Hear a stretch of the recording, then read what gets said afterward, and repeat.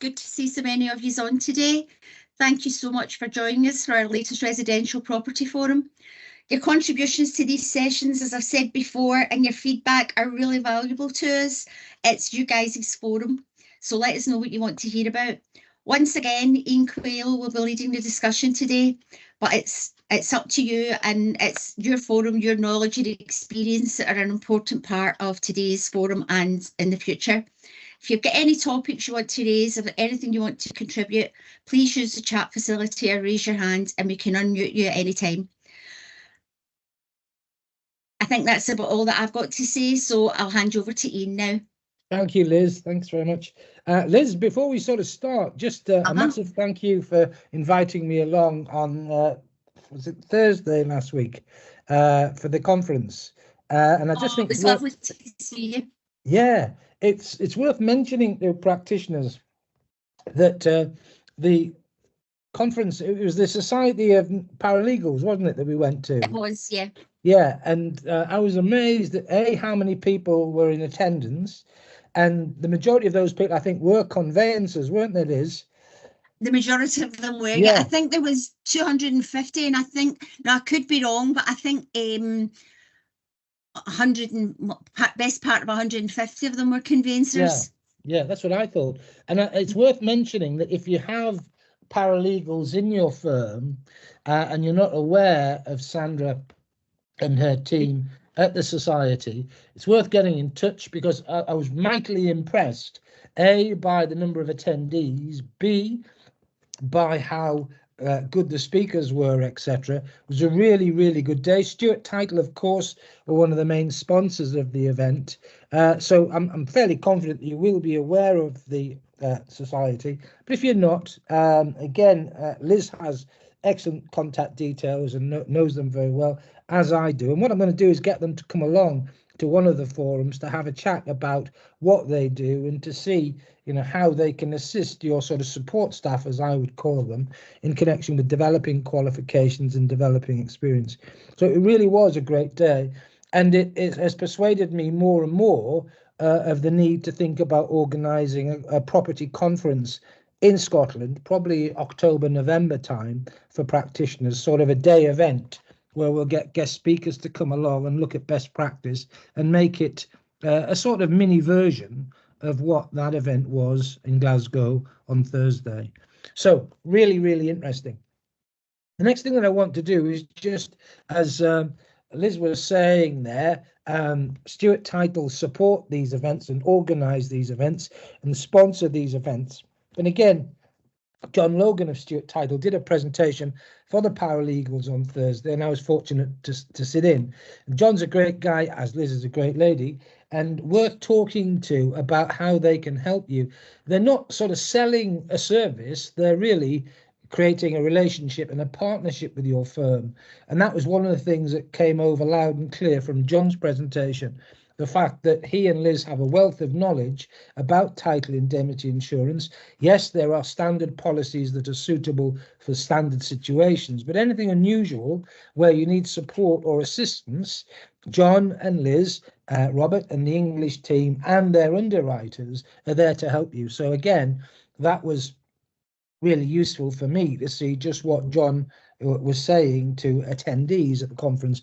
And the last point before I move on from that, I also met a number of people that would like to come along and participate in these events. So there are certainly two of the search companies that were in attendance. There are others that are in attendance that I've made connections with that are invited to come along to this event to explain a little bit about what they do, but more importantly, to give you the sort of benefit of their knowledge and expertise. So more on that to come in due course. As Liz mentions, this isn't the Ian Quayle show, thank goodness. It's your show, it's your time, and I'm very conscious of wanting to know from you what you'd like to talk about. So we can use the chat facility, which is opened up, and which I keep an eye on. You can put your hand up and we can facilitate the use of microphones if need be.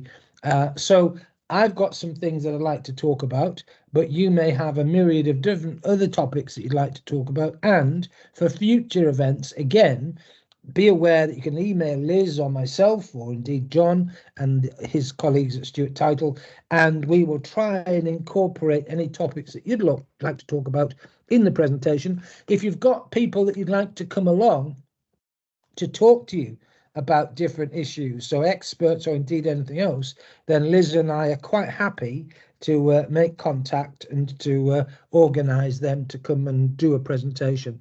As I say, I'm not interested in sales. I am interested in providing value to you as conveyancers, because I'm conscious of how busy you are and grateful to you for giving up your time to attend this event.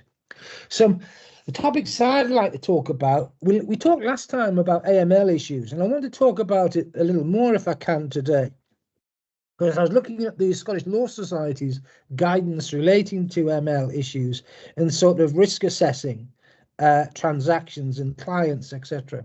So my first point really with regard to AML, which is something we touched on but didn't sort of have a deep dive into, is do you undertake a risk assessment with regard to money laundering when you're onboarding new clients? And do you have a sort of standard format of checklist that you use? And next question, do you retain data with regard to that risk assessment and the type of work you're generating and the risk that's associated with it? So here I'm talking about, first of all, client risk. Then I'm talking about transaction risk with regard to money laundering.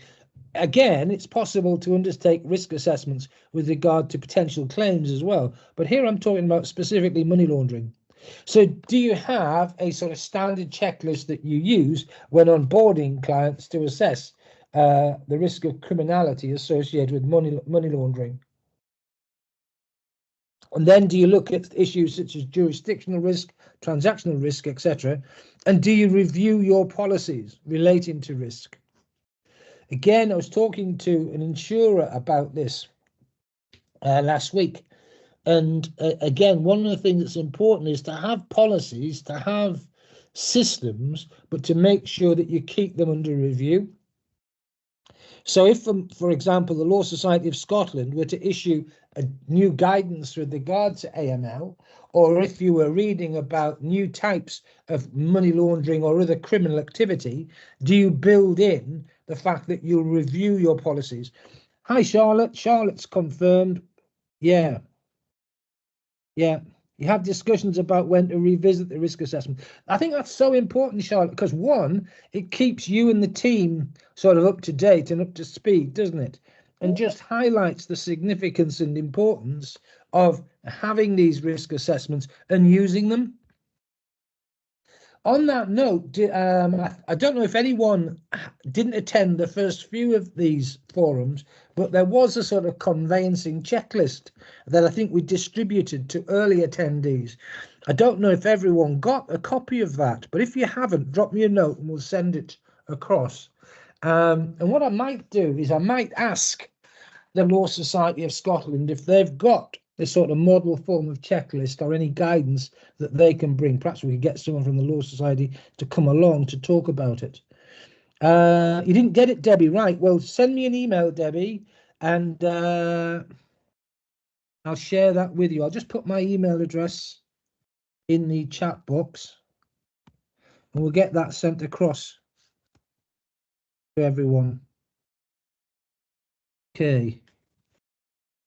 Yeah, I think that's important, Marie. So your risk assessment, it's reviewed during the life of the transaction. Do you then review it at the end of the transaction?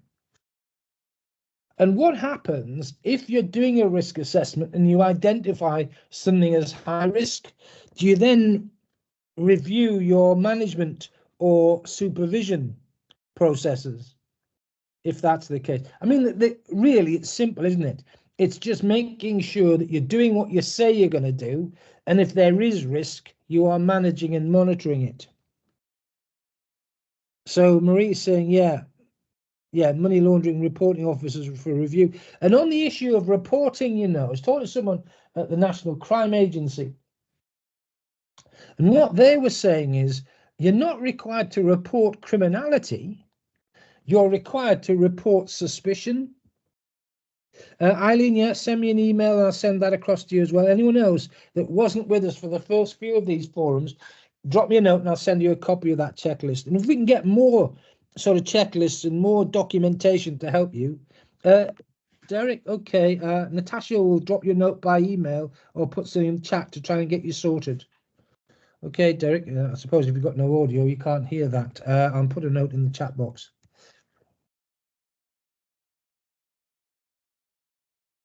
Just bear with me.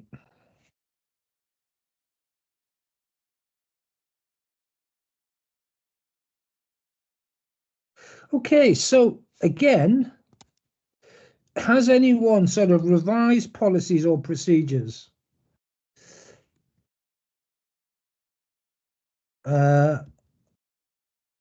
Right, I've done that.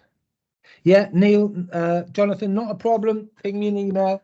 If I get anything else, I'll just share it with people. I think it might pay us to have some form of group so that we can share documentation. And again, if I hear anything about case law or issues, I'll share. Happy to share that. But I think that would be really useful.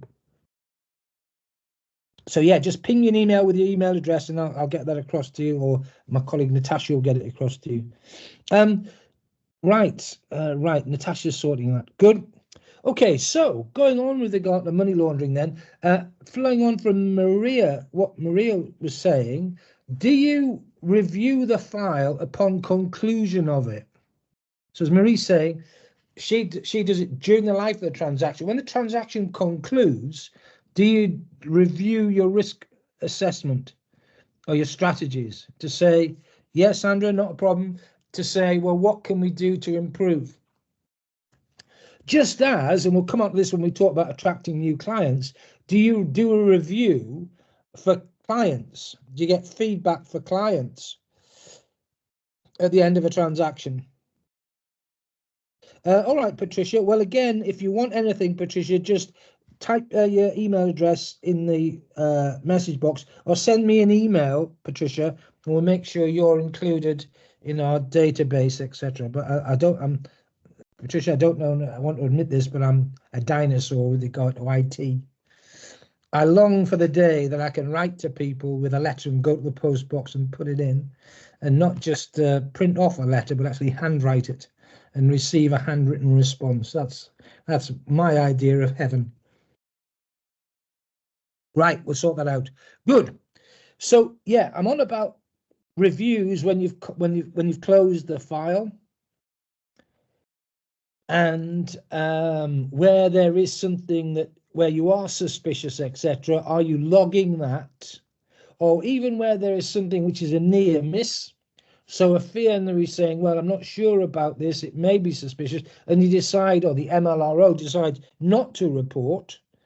Do you make a note of what that activity was or what the suspicion was, and then react to it or show that you've dealt with it? I think that is so important to do that. It's not just enough in having a policy, it's having the policy and reviewing it and revisiting it, etc. I was talking to a firm earlier this morning about that, and what they were saying was there's certain types of work that they regard as high risk, and what they do is look at the amount of transactions that are currently active and assess what percentage of those transactions are in that high risk category. And what the firm was saying is we're doing too much of that work.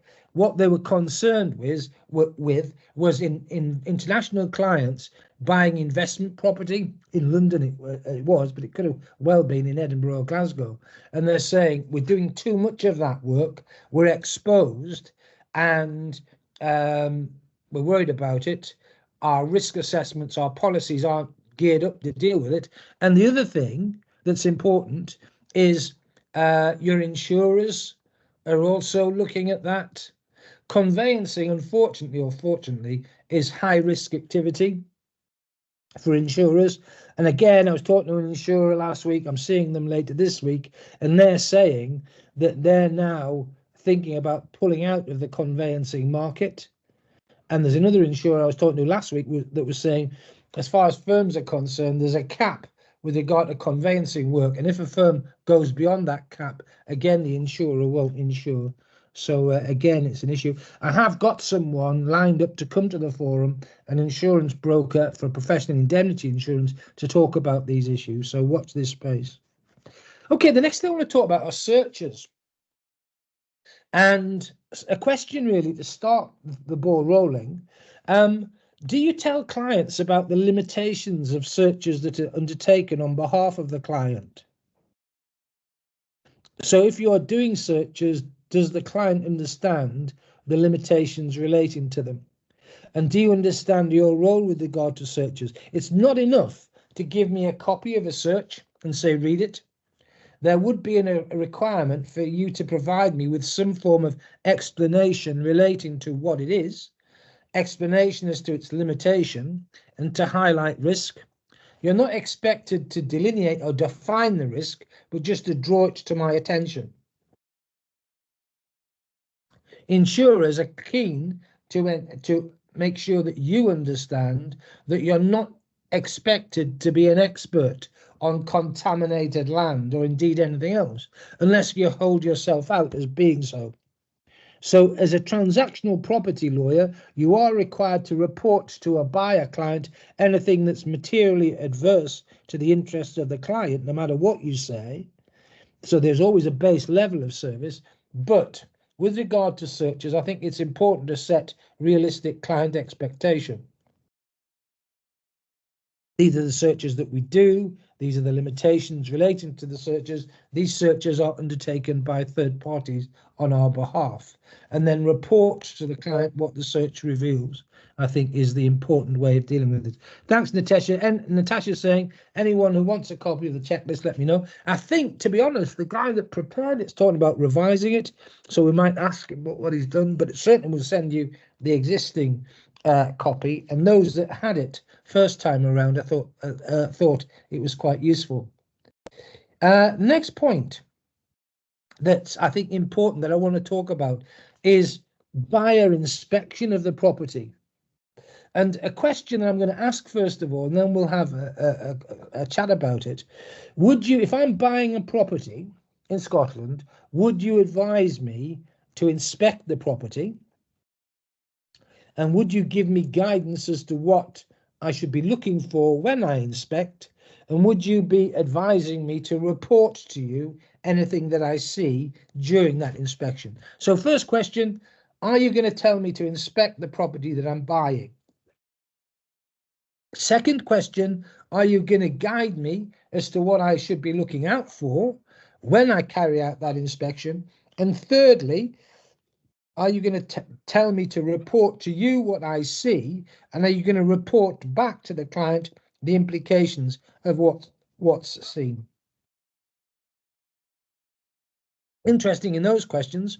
While I'm doing that, I also want to talk about survey and valuation from a buying perspective.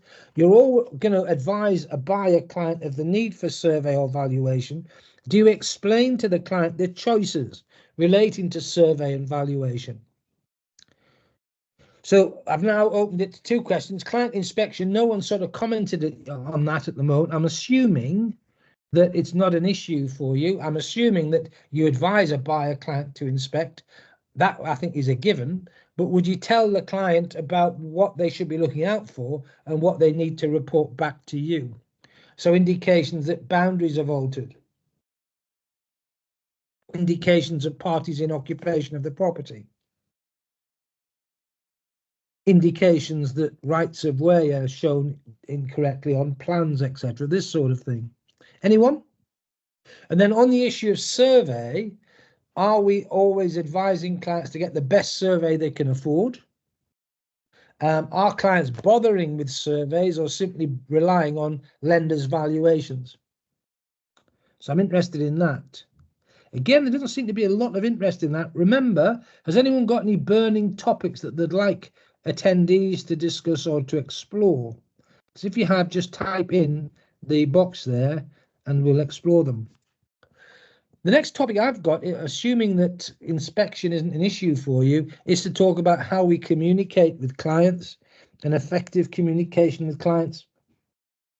Insurers are telling me more and more that lawyers make less and less.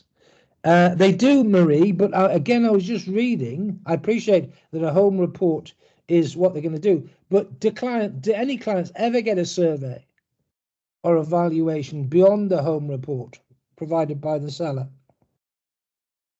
So I was reading, I think it was a firm of agents in Glasgow that was saying that they recommend it.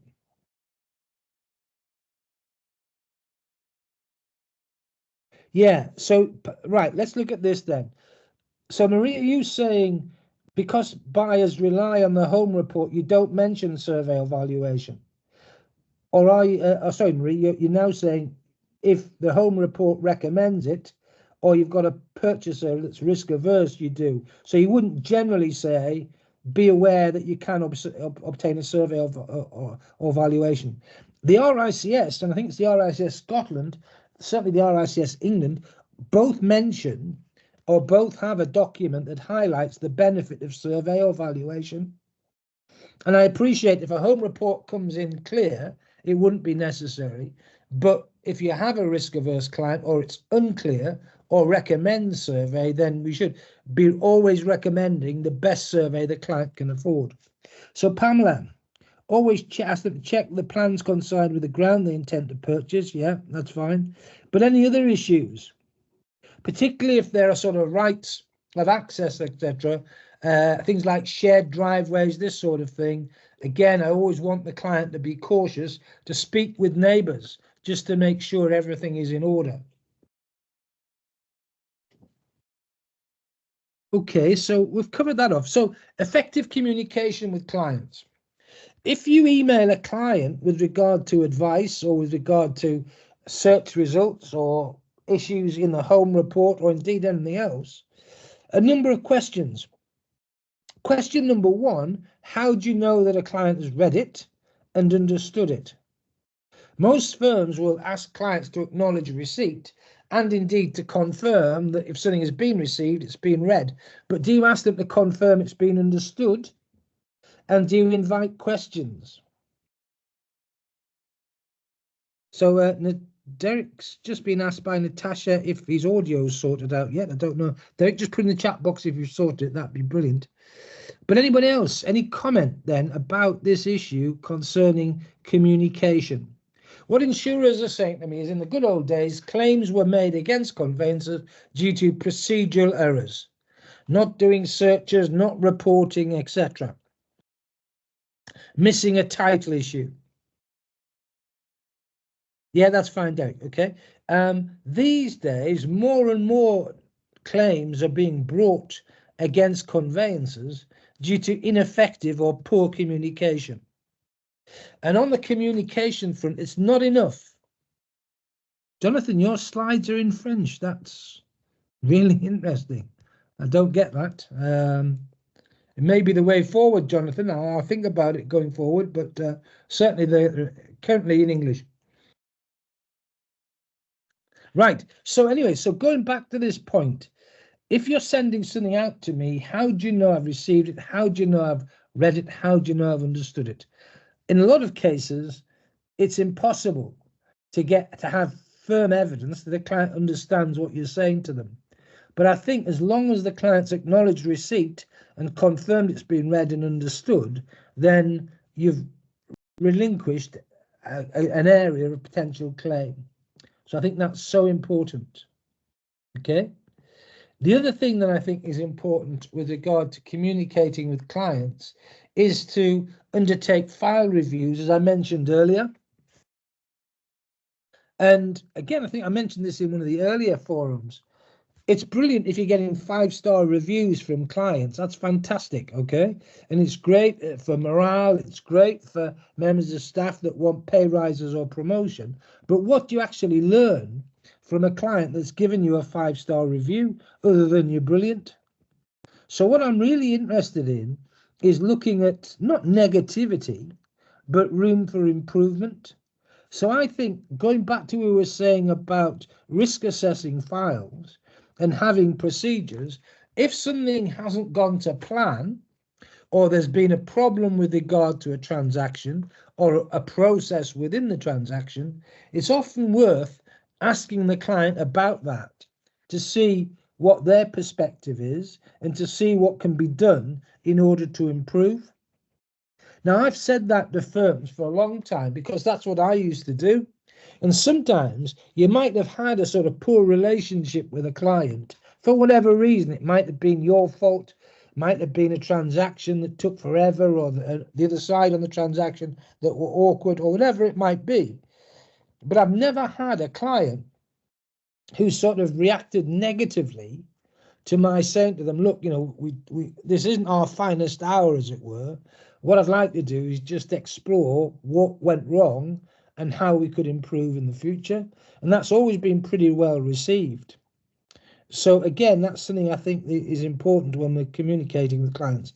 I think making sure that we're not sending mountains of information to the client at the same time is important. Drip feeding clients as the transaction progresses. Providing information to clients up front is really, really useful. So again, you know, information sheets, information on your website about process, about your role, about where there could be delays in a transaction, about work of third parties that are involved in the transaction. All this sort of thing is really useful. Okay, Jonathan, I'm intrigued. Have your slides reverted back to English, or have you resolved the problem or not? If not, I'll ask Natasha to contact you and see if we can help. But it seems to me, unless I've done something really crazy with regard to my slides, you should be able to read them, hopefully, relatively simply.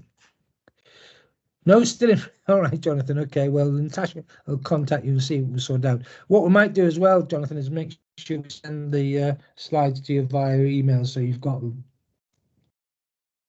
The next thing I want to talk about is attracting new clients. And I feel remiss that I haven't done this. I think we've talked about client complaints before, etc., but we haven't talked about how we attract business. And there's a number of things that I can talk to you about attracting clients. And the first is, of course, the most important thing I think is to retain existing clients. So firms will come to me and say, look, we want to expand, or we want to do this and we want to do that. And therefore we're keen to get new work and new clients. And the first thing I'll say is, well, unless you're expanding, the first task has to be, how do we retain the clients we've got? And of course, the answer there is good service. The answer there is asking for feedback at the end of transactions and then reacting to that feedback. But here's a great tip. You will have a large client bank of clients that you've acted for over the years. There will be some clients that you haven't heard from for some while because they're not going to be regularly selling and buying property. With clients like that, I think it's really good idea to have some form of not necessarily a quarterly, perhaps an annual sort of news feed, or a situation where there is an issue or a problem or some interesting data from the Law Society, the Register of Scotland, whoever it might be, and you just share it with clients, or advising clients about, you know, changes to the firm, new recruits, successes that the firm has had. Just keeping your firm at the forefront of the client's mind is a great way of attracting business. So one of the things I always say is get someone to have a look at clients that you have not been in communication with for the last 2 years and think of a reason to email them. And then not bombard them with anything that's too salesy, but just giving them information about what's happening or what they might need to know, changes in the law, etc. Interesting data about property values or about the market is always interesting. That's the first thing. So dealing with clients that you've already got or acted for, and just making sure that they're aware that you're still around and still looking for business. The next thing that I say to firms about attracting new work is to say to every fee, and I've seen some firms extend this to every member of staff, and say, right, I want you to find 3 people that can refer work to us. And this isn't the sort of the normal estate agent, the mortgage broker, or anything else. It could be anyone, you know, a connection with the local dentist or anything of that nature. And just make sure that that person is aware of what you're doing and aware of the fact that you're looking for work, and where you're getting recommendations from someone, acknowledging and being grateful to it. And I don't mean sort of paying referral fees or anything like that. I don't even mean inviting them to the, you know, office Christmas do or anything of that nature. I just mean an email saying, hey, thanks so much for that. That's really, really grateful. So second point to make, existing clients and hitting them and talking to them so that they're always aware of you're being out there. Second thing, every member of staff, every conveyancer, or indeed every member of staff, finding 3 people that can refer work to them and looking after those 3 people. So when I first established the residential conveyancing department on behalf of a firm, there was a firm of estate agents that didn't have a connection with anyone else. So my first task was to get to know them and to talk to them. The second thing that I did, because as I say, most of the estate agents were already tied up, was to talk to anyone that was a new estate agent that came into the area. There was then a firm of mortgage brokers that were long established, and what I said to them was, look, I know that you refer work to another firm, but there'll be times where they may be unable to act. There may be times where they're too busy. Can I be your sort of second choice? I'm quite happy to be aware that that's my status, but can we have some form of relationship on that basis? And they were happy to proceed like that. And what ultimately happened is, after a while, they liked us for what we were doing, and the firm that was their regular contact was a bit complacent with what they were doing, and we ultimately stepped into the shoes and became their primary conveyancer for work that they were generating. Other things with regard to attracting new clients, you know, yeah, okay, estate agents, and again, yeah, I accept Scotland slightly different, but things like citizens advice bureaus, firms of accountants, etc., whilst not a hotbed of residential conveyancing, will have clients that are buying and selling property, and again are unlikely to have been approached by others in connection with conveyancing work. Making sure that if you have different departments doing different things, private client, family, etc., making sure that you're maximizing their resources and their connections to attract work. All of these things are so useful in attracting work. Then what you do is analyze where work is coming from, and again, apply resources proportionate to the volume of work that's coming in.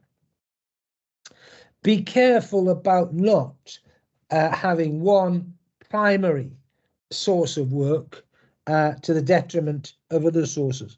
I always say in a business context, I'd rather have 10 small jobs from different people than one large job from one organization.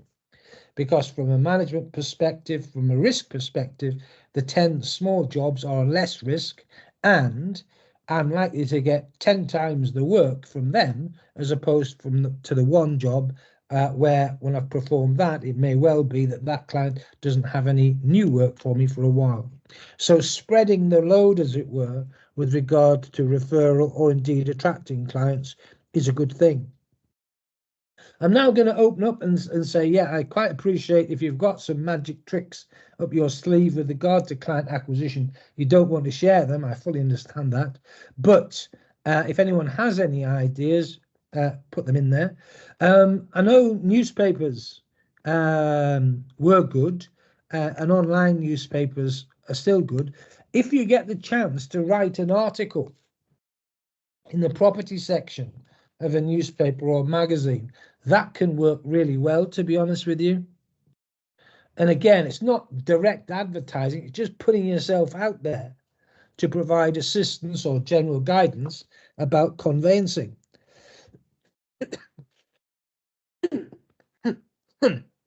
So, for example,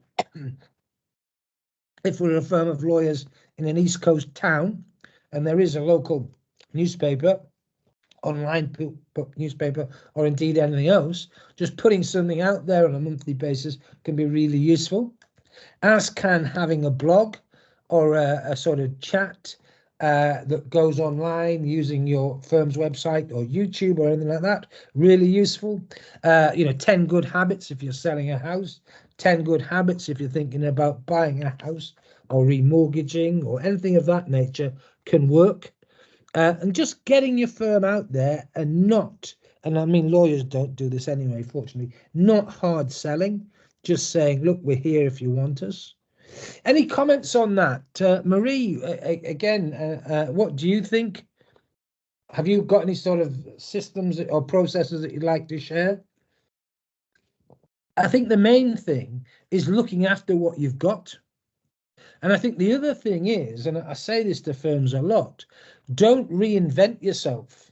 If you're a high street firm in a locality where you're getting lots of work and you want to expand, the way to expand is look at what you've currently got and get more, not look for new sources. So I'm a high street firm in Glasgow and doing lots of local work in the community and I want to expand. Don't say, right, I'm going to go for buy-to-let investors from London or buy-to-let investors from Northern Ireland, etc. Look at who your current client base is and say, can I attract more of the same? That's the most efficient way of doing it because you're already geared up to serve and provide for that type of client. The number of times I've come across firms who've wanted to expand, and there's been a number of issues. One, they want to expand just for the sake of expansion, just for the sake of boosting numbers and boosting turnover. And again, I always say to people, turnover is fantastic, but it's profit that's key. So you could well be expanding your department massively, but in doing so, you're generating loads of new work, but you've got loads of additional resource that you've had to buy in to service that work. And at the end of the day, is it worth it? Particularly where that work is new work and involves new types of practice, etc., that's potentially dangerous.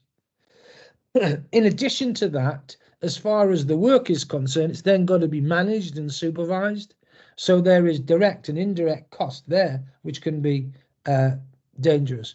So if you're going to expand, hey, that's fantastic. But what I'd be saying to you is what you ought to do is to look at your existing clients and say, what can we do to get more of the same?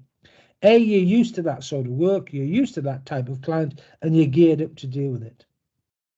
If you are going to look at a new source of work or new types of client, policies and procedures have to be in place. Staff that are able to do that type of work need to be in place, and you need to go from there.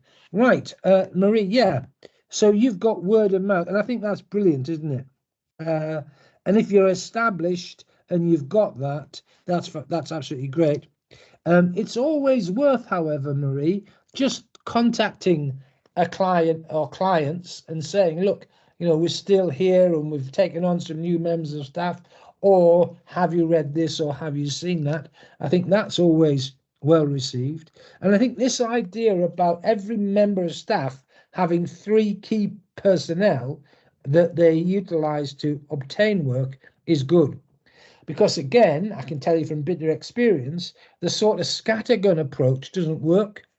So if you have loads of potential introducers, it's difficult to keep all the plates in the air. Whereas if you have 3 people and just keeping them happy and keeping them content, they tend then to do that work with regard to clients on your behalf.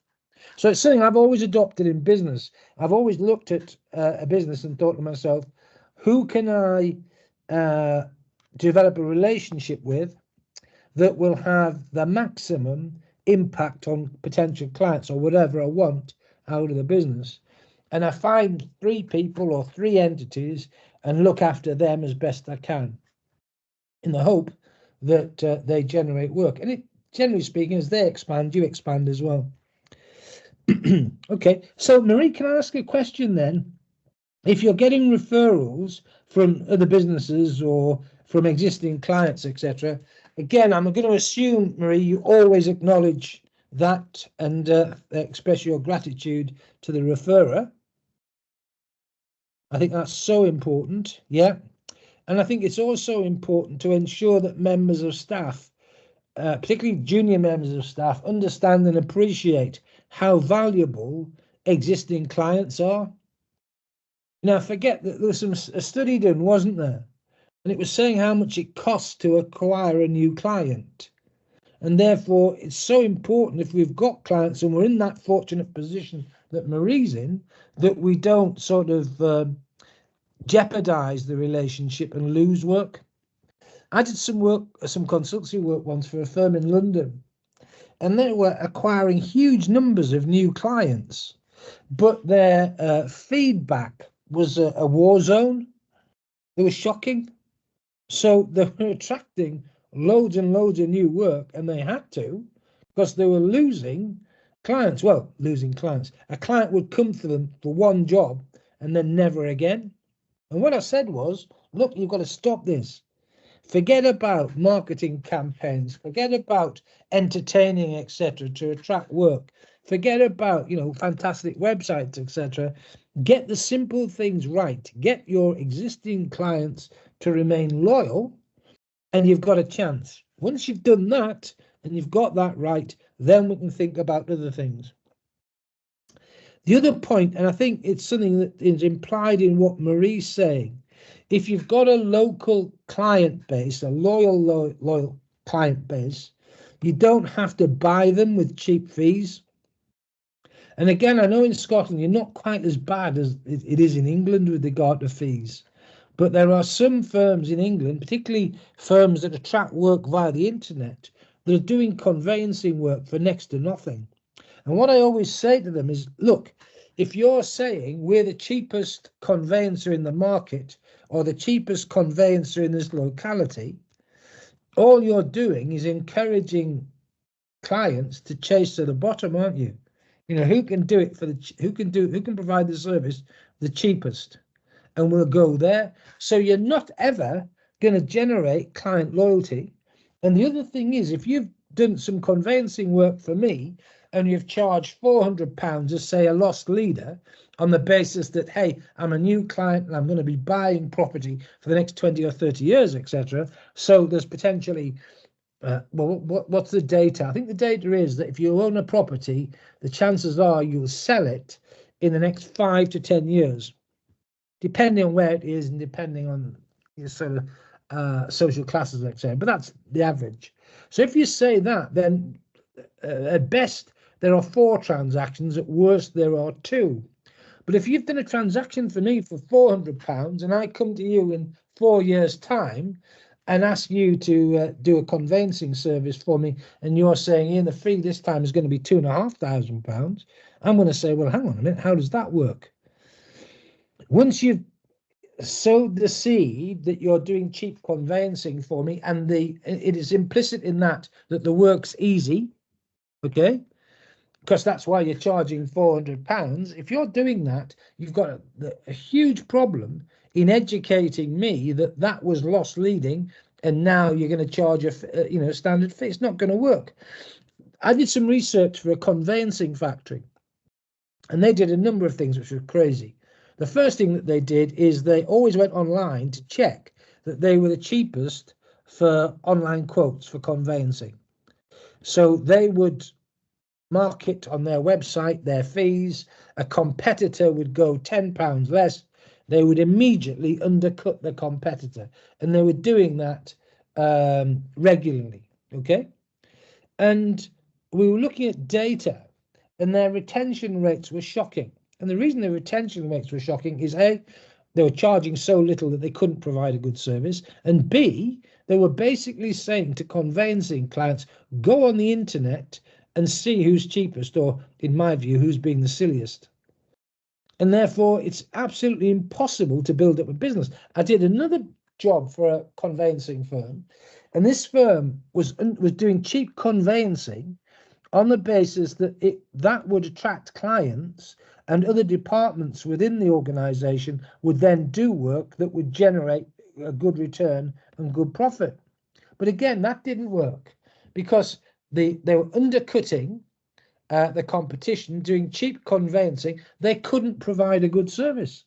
So the hope that the firm would get conveyancing clients that then could be recommended to their commercial team, etc., just didn't happen either. So when you're attracting new clients, when you're looking at new clients, be careful. Strategy, a plan. Why do we need new clients? Do we need new clients because we're expanding and we're recruiting staff? Do we need new clients because we're not retaining existing clients?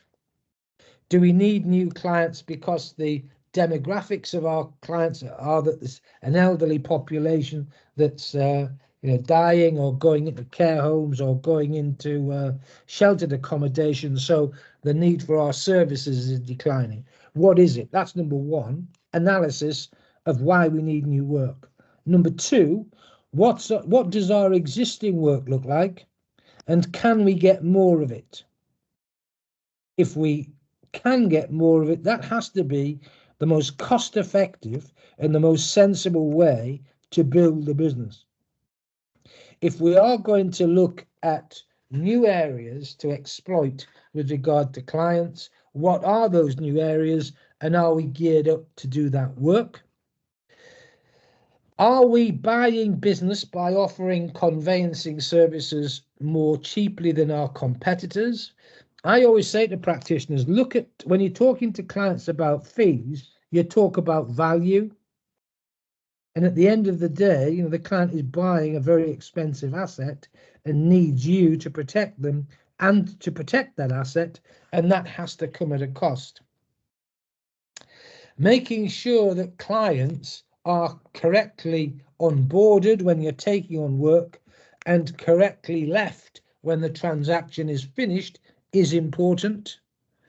Making sure that first impressions are important and last impressions are lasting and positive. Encouraging everyone in the firm to look at practice development, to look at getting clients and retaining clients, and buying in to the ethos is so important as well. Now, okay, that's my idea. Does anyone else have anything else that they think is useful?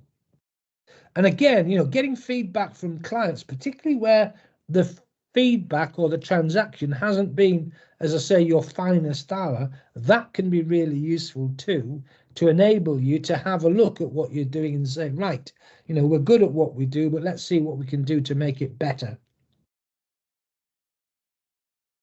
Any comments, any ideas on any of that? Is it useful to discuss it? Might it be useful to have someone to come along and talk about sort of business or practice development? The internet is brilliant. Before I leave this subject, actually, again, I am a dinosaur with regard to IT. I know a really, really clever guy who does a lot of work with regard to websites, and he said something that was really interesting. What he said was, in the good old days, if you were a legal practice, someone would be walking down the high street or in the town centre or city centre or whatever, and would see your office and would come in and want an appointment and would sit down in the reception area and have a look around. And the receptionist or whoever was in the front desk would introduce them and say, wait, and we'll get a solicitor or conveyancer to come and talk to you. And that was then. That's how it worked. And what he says now is, what does a website do? He said a lot of firms' websites are, in essence, a shop front or a shop window. And he said, like, if you went back to the old days and looked at what we're now doing with regard to a website, in essence, what we'd do is the receptionist would give the person that visited our office a bit of paper and say, read that. So what he says, and this works, what he says is, instead of having a bio about fee earners or members of staff, etc., do a little video. Imagine the client has come into your office and you're having a chat with them. So, you know, hello, I'm here, I do this, I do that, I do the other. This is the work that I do. This is what you'll encounter, etc. Love to act for you, love to do some work for you. You know, send me an email, give me a ring, and we'll get the ball rolling. So this guy, as I was telling you, this genius with regard to websites, showed me a website.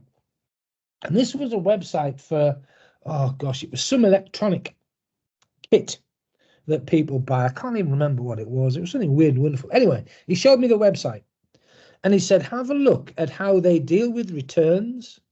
And he said on most websites for product, retail or whatever, for returns, there's information about our returns policy. And what this firm did for the returns, it had a little video of a guy called Frank.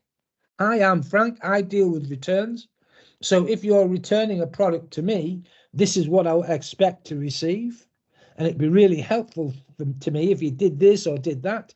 And if you've got any problems with regard to returns, that's my email address. That's my mobile number. Hey, give me a ring. And I thought he's onto something here. And I think that's true. As lawyers, often our websites are very traditional, just as, you know, you'd expect. Sometimes doing a little bit that's different and sort of personalizing what we're doing is important. And that sort of idea about having a bio video on your website for people that are doing conveyancing, I think is really useful. Or having someone explain the process or explain some things about the process, and trying to keep it simple and sort of positive, again, can work. So, you know, why not have a little video about, you know, if you're buying a property in Scotland or selling a property in Scotland, here's 10 good habits that we suggest before you contact us. Or these are 10 things you need to know about the conveyancing process. Or little snippets of video like that on your website probably are more valuable than reams and reams of information that's in written form. Any ideas about that? Anyone like the idea of the little videos, etc.? Some people say, you know, it's unprofessional. It doesn't look good. I think, all right, I'm happy to concede all of that to an extent, but all I can tell you is it works. Really does work, and it makes it different. It makes your website more attractive. It gives people more reason to stop and look. And as I say, I've seen law firms do it. I've seen other organizations do it, and it works. The downside is, yeah, people saying, I don't want to do it, or I'm uncomfortable doing it. I get that. Okay, I get it. There might be some people in the firm that are happier than others. Let them try. But certainly, I think the idea of a website with lots of information, even lots of information supported by nice pictures, etc., is trumped by the idea of a video from someone. And it can be, you know, going back to the guy in returns, you know, he was chatting a bit about himself, you know, the fact that if you do this properly, it means I get to go home in time to see my wife and family or whatever. You know, it was very, very informal, but it was good. It was really good. It was different. And as I say, it worked. And all the time, we're looking to be different. Any comments on any of that then? Let's just have a look. Jonathan, any views? Derek, any points to make? Marie, and interested in what you've got to say. Patricia, Sandra, anybody else? Neil, Lindsay, what would you think about this? Has anyone got any other ideas about how to attract work? Does anyone say we don't really need to do it? We get more than enough anyway.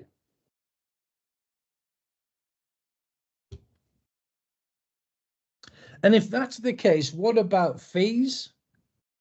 You know, are you finding that you're being able to put your fees up this year? I was looking at some data last week, and what the data reveals is that in England, Wales, and Scotland, the number of conveyancing transactions is up 10% on last year. Yes, there are certain hot spots or cold spots that are different, interesting, but that's the general position. The other thing that was interesting was that, and this was only in England, they were looking at failure rates with regard to transactions, and failure rates were running at 20%, which is interesting. You won't have anywhere near that failure rate in Scotland. Eileen, hi Eileen. Yeah, but Eileen, I'm not a natural with regard to videos, right?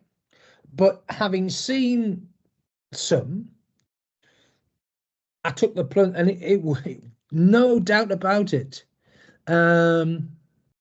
Yeah, and the thing is, it's not hard sell. It's just, this is what I do.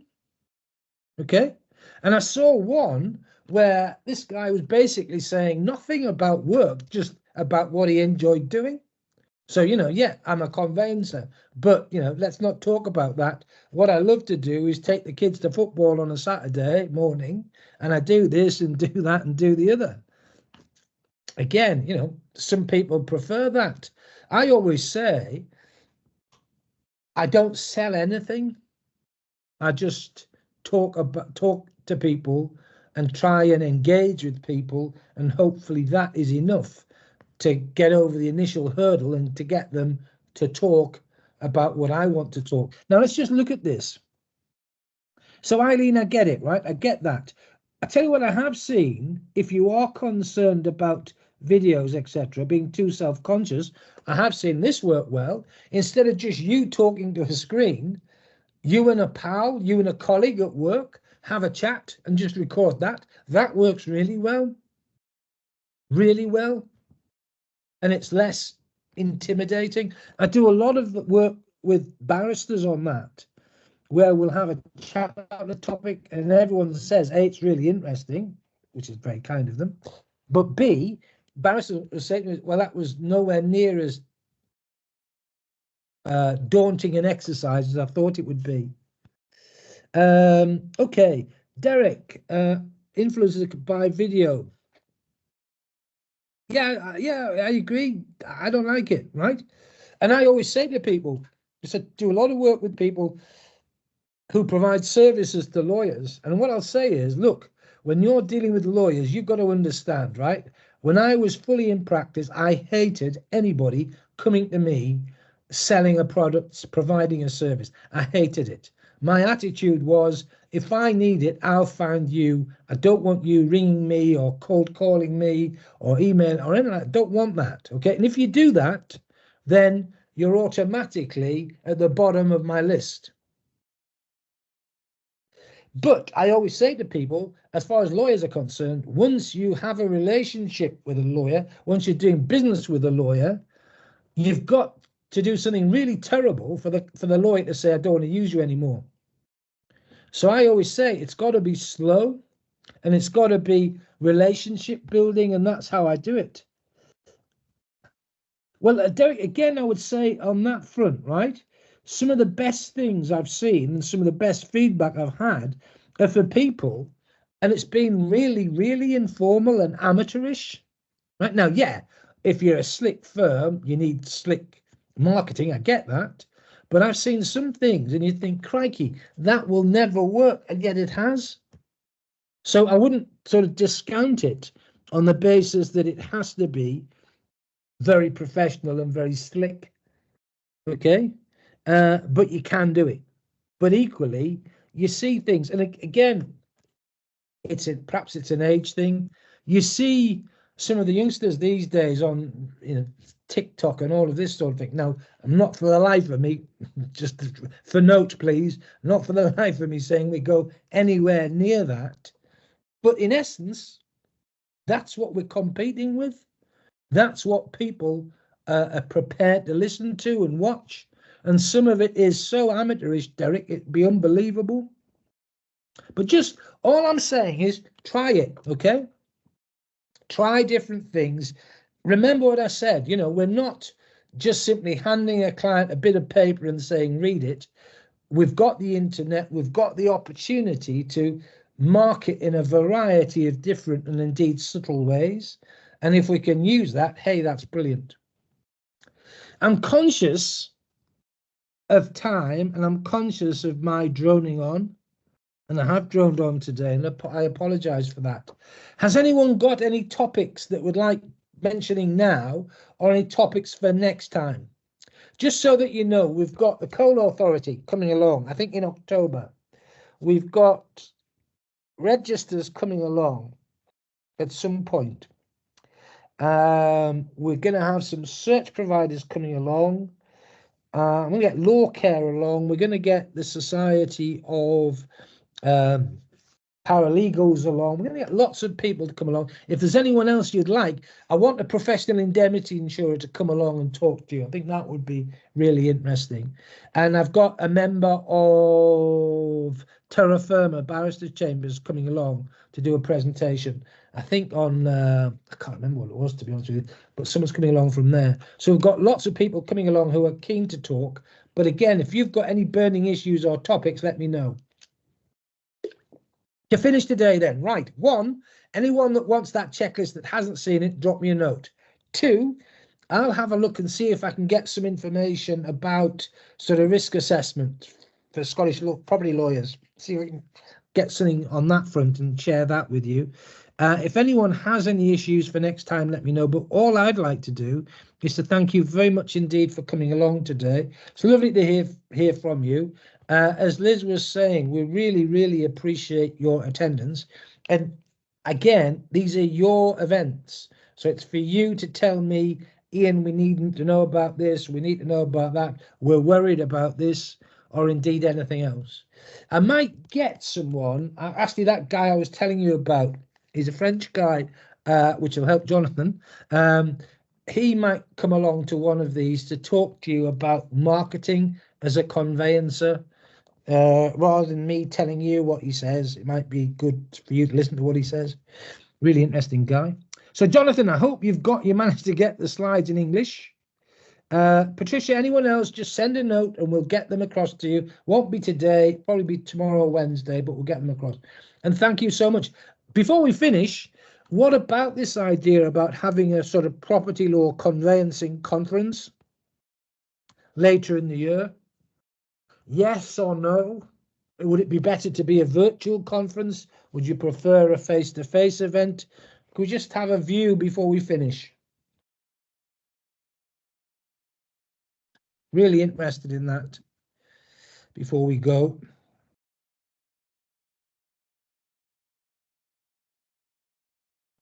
Lindsay, thank you for that. Anybody else?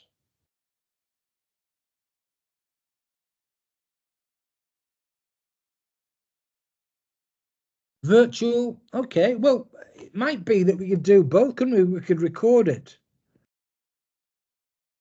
But I think face-to-face, virtual, yeah, so why couldn't we do a face-to-face, but record it live? Or just record it? That's what I mean. I think, Gordon, is that what, I'm assuming hybrid is exactly that, am I right? Okay, well, that's an action plan. We'll work on it, okay? Brilliant, Patricia. Well, listen, everyone, thank you so much for bearing with me today. Lovely to see you all. If anyone ever wants, I get up to Edinburgh quite a bit from time to time. If anyone wants a face-to-face chat about what we're doing or any ideas, always happy to come along and have a chat. But what I'm going to do is finish today and say thanks very much for your time. Have a lovely week. Still cold, isn't it? I'm freezing today. It's windy and sunny, but cold. So I don't know when the spring's going to spring, but hopefully soon. Thanks, everyone. Stay safe. Liz, as ever, thanks for your support and speak soon. Okay, thank you. I'll just show you the last couple of slides. Elizabeth's contact details are on there.